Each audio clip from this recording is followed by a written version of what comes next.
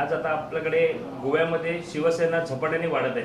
म्हणजे भरपूर लोक आमच्याकडे वेगळ्या नजरेने पाहत आहेत। म्हणजे शिवसेना गोव्यामध्ये बदल घडवणार ह्या दृष्टिकोनातून आपल्याकडे आज बघतायत। त्यामुळे आम्ही एक डिसिजन घेतलाय उद्धव साहेबांच्या आदेशानुसार आणि राऊत साहेबांच्या विनंतीनुसार एक सहराज्यप्रमुख म्हणून आम्ही नेमतोय।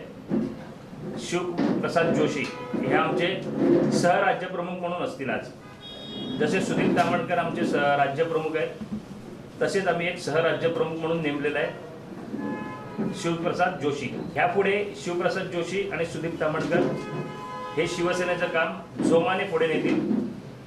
जे आमची पहिली सगळी शिवसेनेची पद्धती आहेत, पुढे जी नवीन योजना करणार आहेत ते शिवप्रसाद जोशी आणि सुदीप तामणकर यांच्या संमतीनुसार होतील।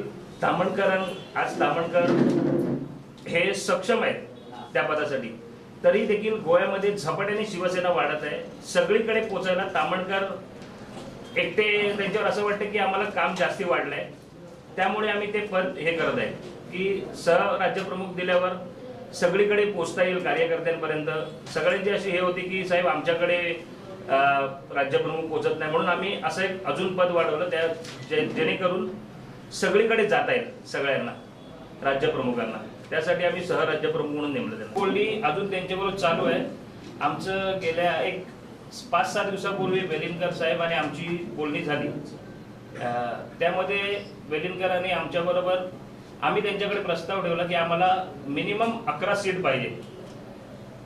त्यांच्याने आमचं निगोशिएट झालंय 5 पर्यंत, पण ज्या सीट आम्हाला 5 पाहिजे त्यांच्यावर आमचं अजून बोलणं चालू आहे, म्हणून आम्ही त्यांच्याबरोबर थोडं हे केलेलं आहे। पण आमचं बोलणी चालू आहे व्यवस्थितपणे आणि आम्ही 5 सीटवर समाधानी आहे, पण आम्हाला ज्या पाहिजेत 5 त्या आम्ही त्यांच्याबरोबर त्याच्याशी बोलणं व्यवस्थित चालू आहे।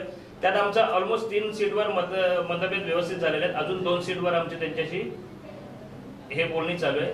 त्यामुळे आम्ही ती येत्या 4-5 दिवसात क्लिअर करून तुमच्याशी राऊत साहेब स्वतः येऊन बोलतील।